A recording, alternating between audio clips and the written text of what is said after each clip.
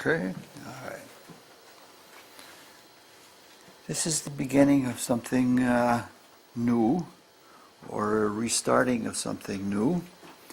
And the general title for these talks is Modern Mysticism. And there's a reason for the word general, because the plan is for these talks to be ongoing probably for as long as I live. Now, this means that there will be various sub-series. And some of the talks in this sub-series that we're starting this evening, as with every other sub-series, will build on others. But I don't want to do that so much that a person has to be there for everything, or else they miss something and they don't, they get lost. And I don't want to lose people. I want to be open to people and helpful to all of them. So what I have in mind, hi Heidi, what I have in mind is a course that's something like a river. And no one wants all of the river. You might use some of it to drink, or some of it to navigate, or some of it to irrigate, but you don't want all of it. And when you're speaking about a great river, which is what mysticism is, it has bayous, and every now and then it changes its bed and does things like that. And so it's a very good analogy or metaphor for what we're doing. It has a constancy. But in opposite, it is, as Heraclitus said, one does not ever step into the same river twice. Even though it's the same river, it's always new water. It's always refreshed. And that's very much what mysticism is like. What it points to is something that is eternal, but it is something that is also rejuvenescent.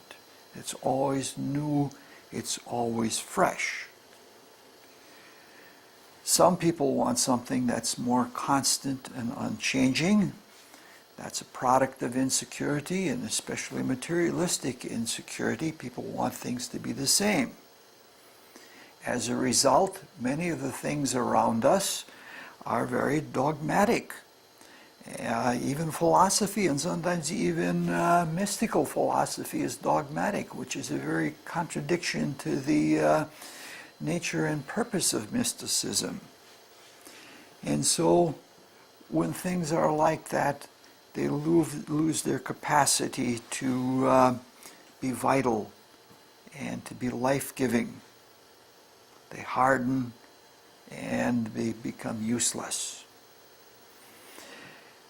In some cases, we try to even live unrealistically in our desire for something that's constant and unchanging.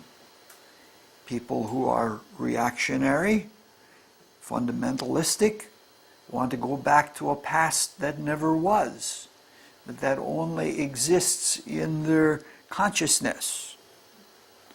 So in these talks, every effort will be made to try to keep things new and fresh. We'll talk about cultural things and things that have a history behind them, but we want to be new and we want to be fresh. That said, there will not be any efforts put forth in the mania of having to say something new that nobody ever said before. This seems to be a big thing among mystical speakers and teachers. They want to do something unprecedented. Nobody ever said this before, and they want to be the one that is doing something completely different. And when they do something like that, they lose a sense of what's salient and what's relevant, and they lose a sense of proportion about things. New things may come up along the way, but we're not going to try to do that, to always do something new and different. We're going to try and keep the river in its banks to some extent. It has been said, it has been noted by several people that truth is a two-edged sword. This means that a lot of things have double meanings, and they mean a thing and its opposite, and they cut both ways. And that applies to the statement from Heraclitus that one never steps into the same river twice. The river could be completely frozen solid, moving less than a glacier, and you still couldn't step in the same river twice because you are different. The difference isn't only in the river, it is in us. So even though deep in our inner spiritual consciousness we seem constant and we seem unchanging, we really are. The things of life are changing us. Even the minutiae of our day-to-day lives change us such that we can't go back to what we were before.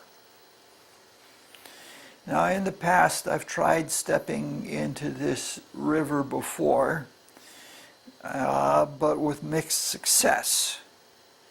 However, I've changed significantly, and my life has changed significantly from the last time I attempted to do this, so that hopefully this time I'll make it. That's the sign of an obsessive right then and there. This time I'm going to make it, even though it might be something impossible. I've changed because this is going to be very different for me, because for quite a few years now, probably a dozen years, I've been doing classes on mythology or drama or astrohistory or something like that, using various different cultural vehicles to get at reality, the reality to which mysticism points. And in those talks, it was something like a spontaneous spiritual free association, especially the Shakespeare talks. And that kind of thing is very good for getting at the quick of the matter. And one hopes that if one gives enough glimpses of something, somebody will get a gist of the general idea of mysticism. In this, what we're going to do is we're going to try to be very direct. We're going to address that which mysticism points to as directly as possible.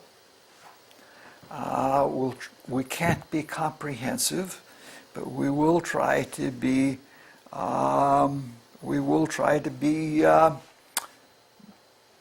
giving a general picture, the proportions of the cosmos or the core of the creation as it is.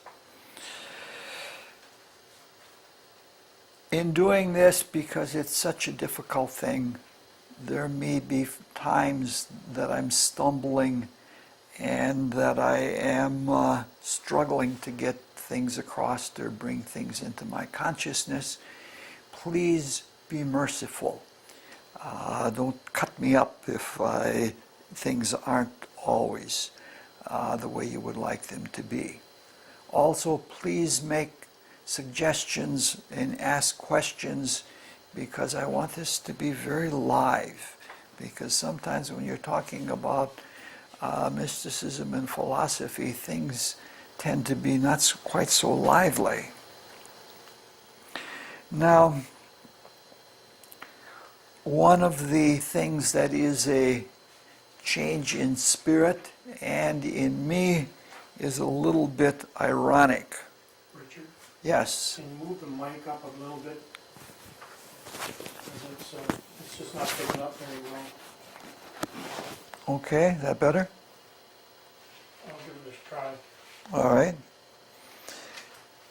One of the ways in which I have changed is my body has aged.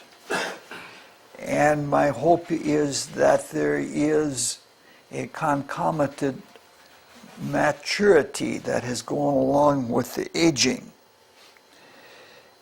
And it's a peculiar thing that the old and the very young are very much alike. There are some things that, many things that you find with little children that you also find with older people. Yeah. For example, you can't make a little child do what it doesn't want to do. And you can't make an old person do what the older person doesn't want to do. And you can see some negative likenesses between very young people and very old people. And that is, for example, if we don't take care of our body, there's a seat right here, Jack, and there's one back in there. Sorry. If you don't take care of your duty to your physical body, both very young people and very old people are incontinent. But the thing that I'm looking at is simplicity. Children like simple answers, and older people like simple answers. In my Middle Ages, I loved complexity, and I thrived in complexity, and now I'm going to try to do things in a simple way. So, we're going to present the information as simply as possible, following the statement from Einstein where he said, make it as simple as possible, but no more so. Meaning to say that if you simplify something too much, you take away from the truth of it. So, this is a matter that also begs participation. If things are too complicated and they're not clear enough, please ask questions. And please try to pin things down. Now this brings us to the first sub-series, which is probably going to take all of this year, which is not a whole lot of talks, and which we will begin with tonight. Eventually, when we get done with all this introductory material, we'll actually get to some substance. What we're doing in this first series of talks is something I've never seen before. I've read a lot of literature on various different types of mysticism, and I have never encountered in any of them what we're going to try to do in this first sub-series. And this is baffling to me. I can't understand it at all because it seems to be such an obvious thing to do. So the title for this first sub-series is First Principles. So for the next few weeks or the next few months, we're going to talk about the most simple, the most basic, the most rudimentary principles that underlie the reality that mysticism speaks to. The more we can discover these fundamental first principles and nurture them in our own being, the more we have mystical experience. This is our goal. We're not here to talk about philosophy. We're all here because we're seeking the truth and we want to experience that truth for real. We don't want to hear things. We want to live things. We want something very live. It's not surprising then that this first sub-series will be the most difficult. I'm not even sure that I can make reasonable presentations of these first principles. And that's in part due to my incapacity, but it's also due to the difficulty of the material. The material is difficult because it is so simple. And when things are that simple, they have the illusion of when you address them that you think you know them. And you probably do, but you don't really know them. You only know them superficially. So it's really hard to get a hold of such phenomena. So now I'm going to have to go against something I just said and be a little indirect for a few minutes, and that is talk about a fairy tale. There's a fairy tale called The Glass Mountain. And the glass mountain is an excellent metaphor for what we're trying to get at. In this fairy tale, there's a glass mountain with all the characteristics of glass, clear, slippery, everything else. And on top of that glass mountain is a castle, a crystal castle, and a princess. And whoever marries the princess has the kingdom of the glass mountain. Of course, it's one of those fairy tales where many people try to climb the mountain and they fail. They can never get to the top. They slip somewhere along the way. And finally, along comes a prince who has all of the perfect qualities in himself, and with ease he rides his horse up the mountain and claims his prize. Now, all of us, and I know that most of the people in this room, have been striving to wake up all of their life. We may do it in their very different ways from each other, but we're all trying to wake up and we're all trying to become spiritually. But so easily things slip out of our consciousness, just like the horses slip on the glass mountain. Because spiritual things are so subtle. They are otherworldly, and they're not tangible. It's hard to grasp onto them.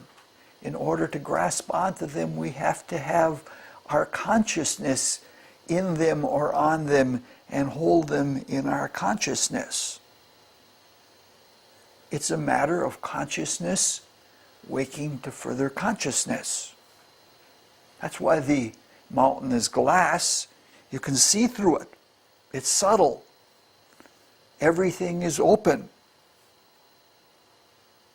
The knight who is able to master this mountain has to have the same qualities. We have to be pure. We have to be transparent as much as the mountain is. Now, our hearts and our intentions have to be limpid. They have to be very clear throughout.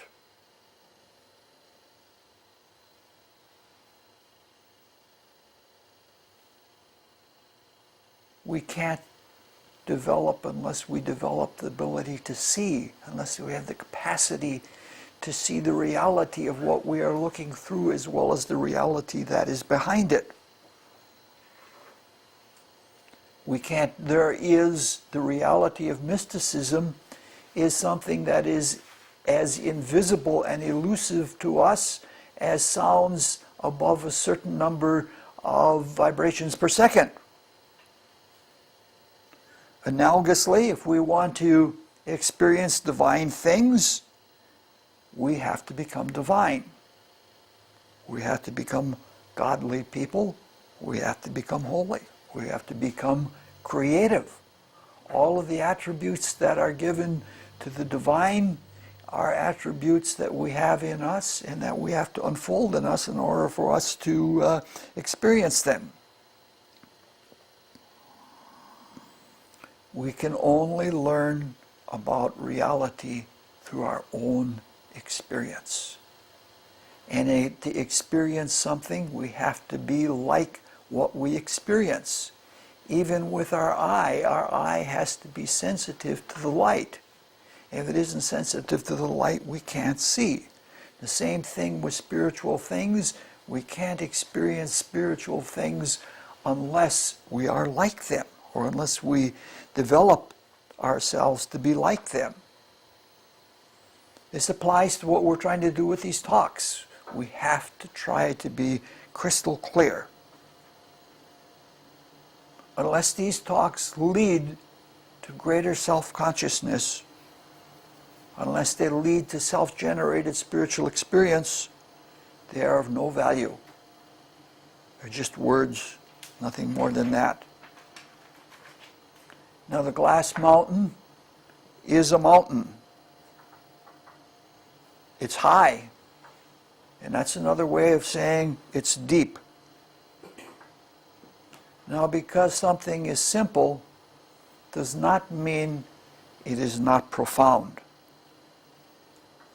And in my experience, I have found that the transcendent spiritual principles are of such a character that they seem to have unlimited depth. So what we're talking about is not a bounded system. There's no end to the depth of anything that we're going to be talking about in the first principles. This is a well that we can return to again and again and again, and it's always fresh and it's always satisfying. Spiritual things, if they really are spiritual things, are like that. They're always satisfying. Okay, so we did have to go into a story or something indirect in order to get at something that is very subtle, very will-o'-the-wisp. Have any of you ever seen a will-o'-the-wisp? No? You know what a will-o'-the-wisp is? Will-o'-the-wisp is a Scotch word for condensation. There are certain times of the year and certain terrains, usually when there's gentle little dips in such, maybe not more than 15 or 20 yards across, that are in meadows. And in late summer, when things cool off, there is a differential in the vaporization. So that sometimes there are clouds of mist, and now they aren't. And I have one time seen a will-o'-the-wisp. I was walking through a meadow, and there it was. It formed like a little cloud. You could see like it had a convection current in it, and then it disappeared. Then a few seconds later, it reappeared. And so grasping onto something that subtle and that changing is called something will-o'-the-wisp. Okay. I hope this is enough to talk about the intention of what we're trying to do in these first series. And I hope that is enough to explain my inadequacies to it all. And I won't use that as a cop-out, but it is a fact of reality. Now, we don't want to belabor things. We're going to try and keep things very short.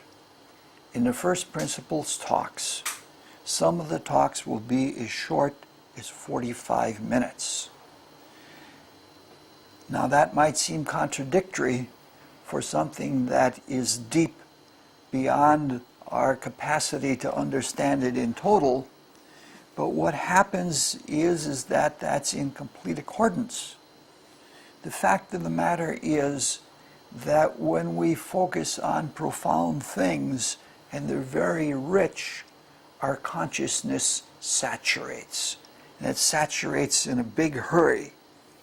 And the attempt to go beyond simple comprehension by adding more and more facts results in a stream of words, and a stream of words has no meaning. They become platitudes. They become very insipid. Only a few drops of intuition or inspiration are enough. For some, that's enough for an entire life. We know with security we can always go back and it'll be there again. This is why it's really nice to be developed, to develop your consciousness. You know you don't have to, in your insecurity, that you have to have everything right now. you know, you can come back and it'll be there. Now, even though we'll not be using stories in these first talks, we are going to use a different kind of cultural vehicle, and we're going to do it as much as possible. And the reason for this is mnemonic, so that we can always bring these principles back to mind, because we forget ourselves and we forget our quest so easily. In some cases, we might even create mnemonics in order to have something to have a catchphrase to bring ourselves back. We might want to permeate and saturate ourselves with a simple thing that is behind all of these first principles, and that is consciousness is the all. Consciousness is the all. By delving into that one simple phrase, we can probe into the very depths of all of our being. Now, while that might be a good maxim for the whole general sub-series, it's not the maxim we're going to talk about tonight. The maxim that we're going to talk about tonight is something that is used more in European mysticism than it is in the United States. And that maxim is everything is in everything. Everything is in everything. Everything is in everything. So the first principle that we're talking about for the rest of this evening, which will not be long, is unity.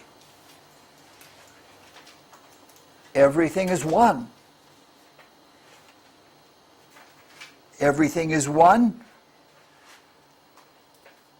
even though we have the bad habit in materialism of looking at the everythings and not looking at the one. Now, intellectually, the principle of unity is fairly simple. Anybody can get it. Everything exists, and everything that exists has being, and that existence or being is the thing that is common to everything.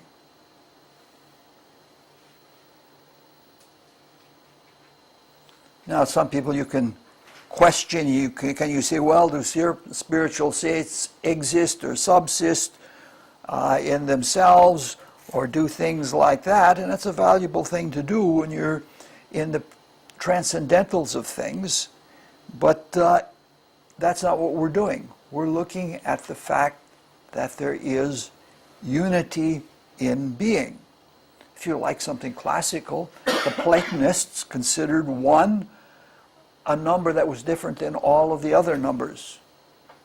It was neither odd nor even, it was one, meaning that same unity. If you think about it, even our conception of non-being as a conception has being. Everything we conceive of has that unity of being. Now, from this unity and our conception of unity, which is something very different than the unity itself, things are very simple. But this is one of those things that, as simple as it is deep. And though we assent to the truth of it in our conscious experience, our conscious experience of unity is very shallow. The way we've just looked at it and said that unity is the thing that everything that is in existence shares, that's shallow. It happens to be true, and if we had a thoroughgoing experience of unity, of the universal spirit, which some would call God, it would be something different. This is the thing about mysticism. If we want to have an understanding that is congruent with what we are seeking to know, we have to live lives that are with it. Meaning to say, we would have to be at one with the universal spirit. But isn't that what mysticism is all about? It's about becoming at one with everything. Now, these days, I run into it all the time. We hear about multiverses and alternative universes and physicists and techies and metaphysical adventurers and people like that are all talking about other universes. And that's exciting. It's usually people who are not fitting well into this one and are not really doing the most they can with this one, that seek other universes, and they hope that maybe things will be better for them there. But when they say things like that, it's an obvious misnomer. Because universe means one thing. And if there were some other states of being that our laws of physics or whatever laws, even our metaphysical laws, don't know about, if it was, it would have to have common being. So there is one universe, though the manifestations of it may be very, very different in different ways. I don't know how to say that. It can't be any other way. One is one. Being is being. We exist, and the unity of existence is not deprived from us. So if we become conscious of unity in ourselves, there's nothing we can't know. Now, this is the fact of mysticism. There is nothing that we cannot know because of this unity. Because we participate in this unity to the degree that we can get into that unity, we can know whatever is accessible to that degree. Now, a few minutes ago we said that first principles are as deep and as difficult as they are simple and basic. It was also said that to speak of them with ordinary mundane consciousness, one saturates really quickly. And soon things become insipid. They become trite. They become platitudes. So what we have to do is we have to address first principles, and we have to do that with an open and inquiring attitude, or that's going to happen to us. We see it all the time.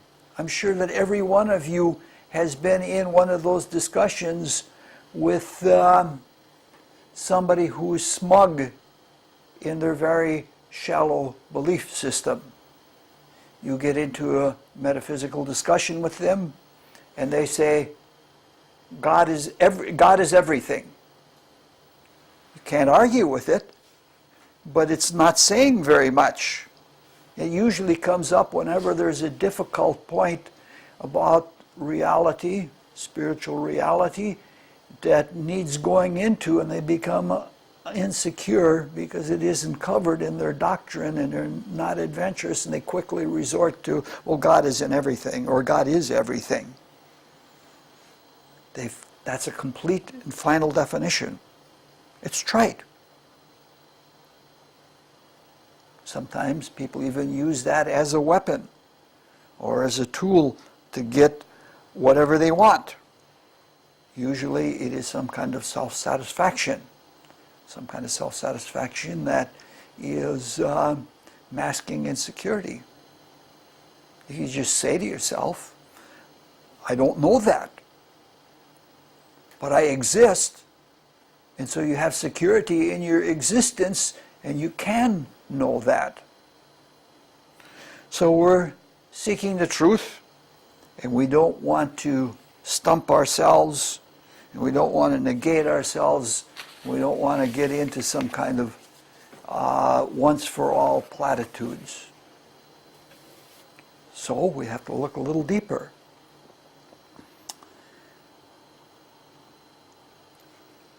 When we try to understand unity and examine it, these problems don't go away.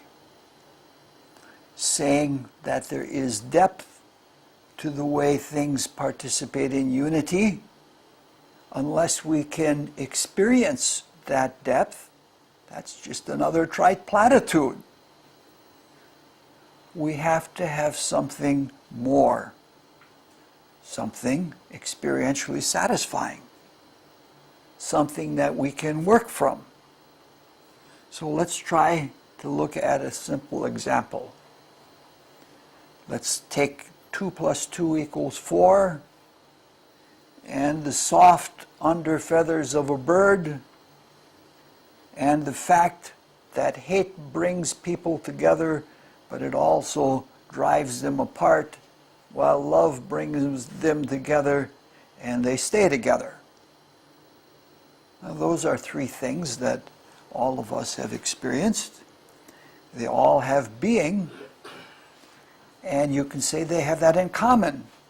They seem to be very different from each other, but they have being in common. But the way we experience each of these things is different. If we take 2 + 2 = 4, it's abstract. We can see through it we can see examples of it. 2 fingers + 2 fingers = 4 fingers. But that's not 2 + 2 = 4. Addition is an abstract, axiomatic concept. You can't see it. It's so abstract that mathematical logicians find that it can never be seen. But that doesn't make it less real. That doesn't make it less universal. On the other hand, if we look at the fluff feathers of a bird, we experience something completely concrete. We have an abstract concept behind the word soft or light, but the experience of the fluff feathers is concrete. When we experience fluff feathers, we experience something differently than the way that we experience 2 + 2 = 4, or the proving of a geometric theorem, or something of that nature. Yeah, scientists may make machines and conceive of a scale of softness and things like that, but the experiential reality of fluff feathers is completely experiential. No abstraction about it at all.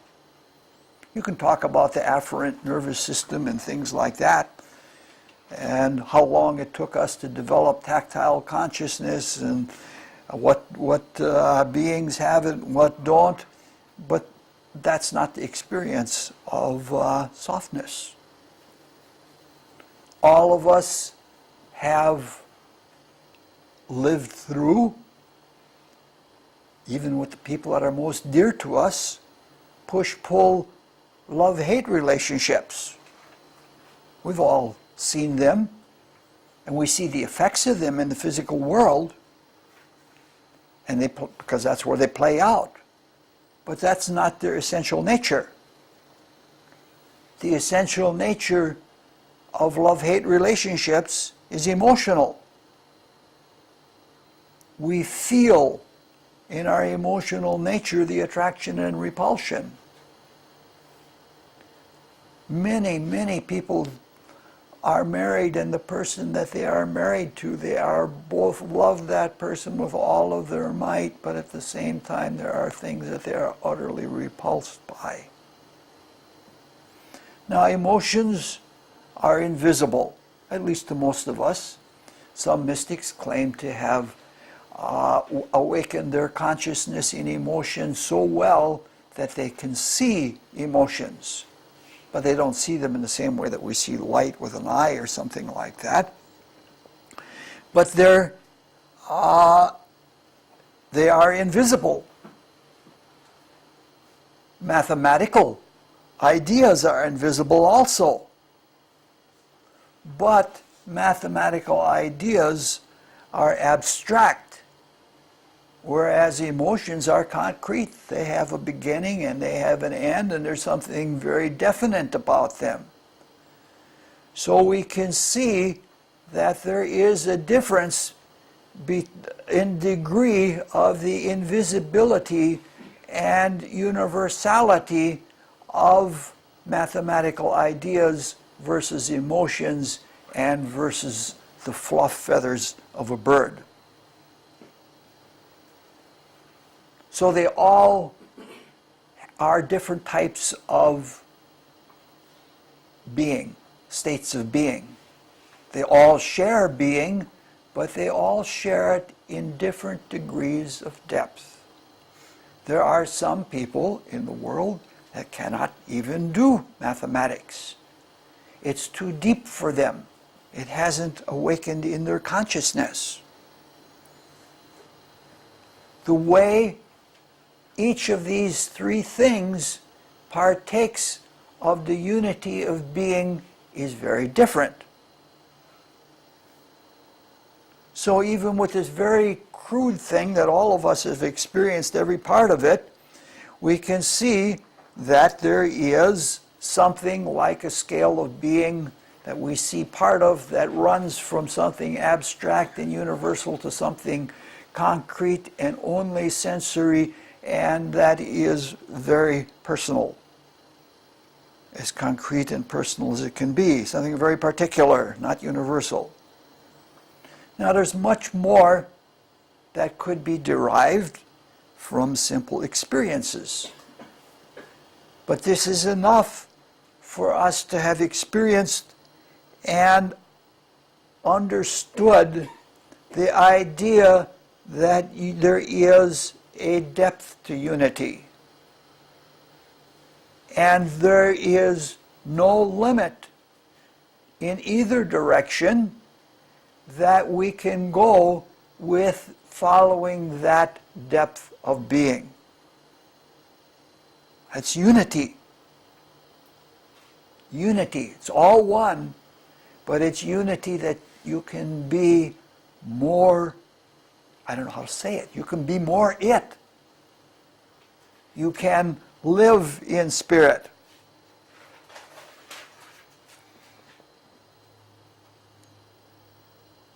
It's a crude demonstration. We could probably, if we took a lot of time, do something much finer, and we could see much, much more about depth, but that's not the purpose. The purpose is for each of us to realize that this works, and that this is the nature of things, and that by following this we can experience. The purpose of this is not to impart knowledge. Some of that will happen, but the purpose of these talks is to remind us to experience something, and to experience something more fully. We can come to conclusions, we can even moralize them. We can say, well, we can have a life of much sensory experience that's very pleasant. But is that as fulfilling to our total being as something that is a life that is much more transcendent? Which some people would say a life that's much more spiritual. Hopefully not putting, trying to say, look at me, I'm spiritual or something like that. So that's unity. But what about everything is in everything, which is our maxim for this evening? Again, the answer is very simple, and it is extremely important. If everything is in everything, it is in us. And, as we just noted, it is important how it is in us. In us, we have waking consciousness. The reality of unity, the reality of differentiation is in our waking consciousness. We participate in both the unity and the diversity, which some call the one and the many. Now, this is a rather meager talk, but what we're trying to do with this is we're trying to spark and illustrate conscious knowing, waking conscious knowing, through the recognition. We say we know something when we can identify it. And the more thoroughly we can identify it, the more thoroughly we know it. It's another way that the unity of being is ramified and can be followed out to fullness. We know this and that is that we participate self-consciously in unity. We are free. We are free to pursue the unspeakable depth of unity if we will. That said, sometimes the willing is considerable. If we try to unify consciously with God or to have the divine union, that takes quite a bit of willing. We're free beings. We're free because we can bring ourselves to experience the unity. There's no compulsion. There's no external coercion or anything like that. We can and do follow the truth because we freely want to. Nobody has to force you to spiritual experience. It's impossible. All right, from what we said in these past few minutes, we can see a lot of different things. We can see, for example, that we don't have to have a special life for mystical realization. We don't have to live in a monastery. We don't have to do this or that. We don't have to be around all kinds of holy people. Because if everything is in everything, it's in the elements of our daily life. No matter how mundane or prosaic our life may be, all we have to do is look and live and participate in being to know what is, how everything is in everything.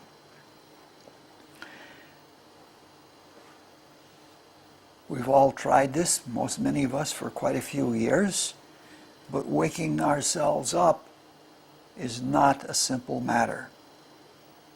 Most of the time, we forget ourselves. We forget that everything is in everything. And we get carried away by the things of the world. They distract us this way and that way, and we don't even try to discover the truth. We don't even try to even hold our own personal life together. We just let things happen to us, and this happens, and then we chase that desire or whatever. And we don't, even in our personal sphere, we don't have the unity.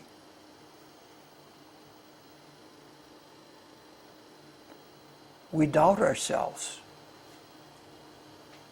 I'll bet that quite a few people in this room this evening have doubted their capacity to have a deeper, a divine experience of unity. We doubt, even when we have things like intuition. And intuition is an experience of unity. if you've ever observed yourself in the moment or after the moment, if you observe yourself when you have an intuition, in that moment you are at one with what you have intuited. It's part and parcel of the experience. That's why there's no doubt. It is something that, we just try it. Next time you intuit something is true, go back and re-experience that moment when you knew it's true, and you'll see that you were at one with it. To a large extent, we believe that things in the world are as the world says they are. The scientists and such like that, they probably are as the world says they are. But they're ever so much more. And there is a lot of undiscovered unity, and some of it is more important than the unity that is discovered by science. There are a lot of important things that we don't know and that we don't do. And I don't want to preach. I don't want to pound my fist in my hand or do anything like that. But this is an extremely important point. We are capable of knowing anything. Eventually, probably we're capable of knowing everything. But for now, let's just think and realize that we're capable of knowing anything. We're capable of living anything. This means a certain kind of consciousness. If we have, as a trait in our being, if we have this consciousness that everything is in everything, we become changed people. There are a lot of people who have had initiated experiences into higher levels of being, outside of the body and in divine transcendental realms and things like that. And one of the things that marks all of them is that they have a tremendous confidence in themselves. They're humble, but they have a tremendous confidence in themselves. Some would say that the confidence is because of what they have experienced. That's probably true. But it's probably also true that they have that experience because of the confidence. If we do not believe in our capacity to experience the truth, to know the truth, to live the truth, who's going to do it? If we don't have that confidence in ourselves, nobody's going to, it's not like being a teenager at a junior high dance where somebody, come on, get out there and dance with her, she wants to dance. It's not like that. Nobody's going to do that. We're free. And unless we have confidence that we can learn something, that we can know something, that we can do something, we're not going to get there. If we go back to our example of a higher degree of unity, we can say that there's an abstract idea of softness. And that abstract idea of softness is more comprehensive than the experience of fluff, even though the experience of fluff is important. Some would say that the idea of lightness and of softness is one of the ideas that is behind the creation of fluff in the first place. This is to say that it's not just an idea, but that it is a creative idea. The idea capable of creative power. In any case, we can see that we have a scale of depth and unity even in our crude example. Obviously, this makes experiencing deeper unity and significance to us available, even to pure unity That's what it's all about. Mysticism is about the experience of unity. This divine union is our goal. It's described, for example, in the New Testament. I and the Father are one. That's quite a mouthful. It wasn't limited. If we look at mystics such as Meister Eckhart, he says it in a different way, a very experiential way. He says, I see God with the same eye that God sees me. Unity. That's what this is all about.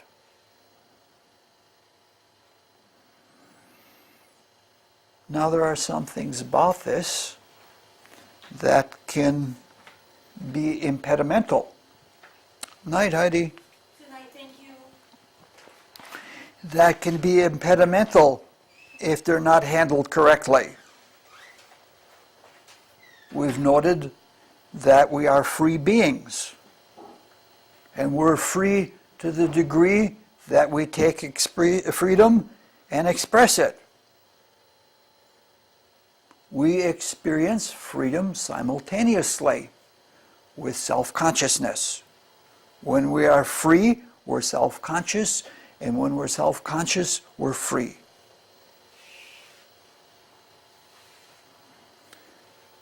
You might say that freedom and self-consciousness are intrinsic and implicit to each other, that they are necessary to each other.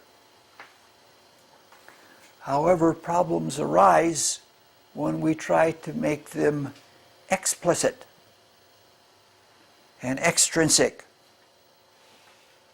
For example, if we become overly self-oriented in self-consciousness, the process of discovering something, whether it is fluff or whether it is the feeling of a love-hate relationship, we block our own intention.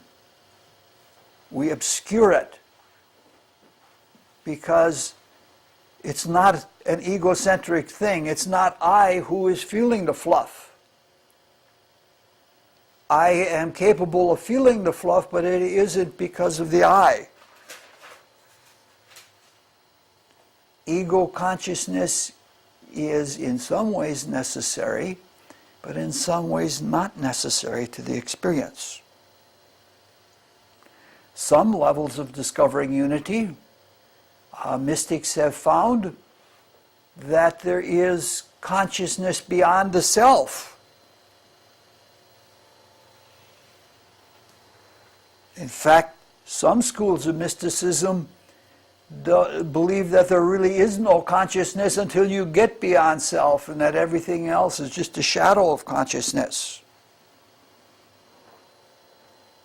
Obviously, some sacrifice of self is necessary to arrive at pure unity. But that doesn't mean spiritual suicide of self any more than suicide of the physical body means that you're going to have a valid pro-evolutionary experience of the inner worlds when you're out of the body. So these are examples of things where we can get in the way of ourselves, where we're thinking about we who are doing it rather than that which we are doing. All right, that's pretty much everything that I want to talk about tonight. The principle that we're wanting to get at is unity. And there should be no barrier to unity provided we bring ourselves to such a state that we can experience it. And we experience it by remembering that everything is in everything. No barriers to realization at all. Everything is in everything. All we need to do is go to work. Yes? I have something that I would like to share about your point on competence. I thought that was an excellent point to make. We're all here because we don't feel and experience that unity. And you know, when you're a kid and you have to do the backflip and you see some other kid do it, you go, hey, if my classmate can do it, I can give it a try. So you get a little confidence from seeing someone else do it. And from some of the books that you have out there, I've gotten glimpses of the deeper reality that we can experience and feel confident that if they can do it, I can do it as well. I feel vitalized by what I read. Okay. Yes. Well, I found it interesting that you went to biblical comment because that's immediately when things start happening. For some reason, that happens. But the first thing that came to my mind is the verse that has to do with being in Christ, in whom we live, move, and have our being. Yes. That was the first one that came to my mind, too. Good. Thank you very much. We'll take on another principle next time.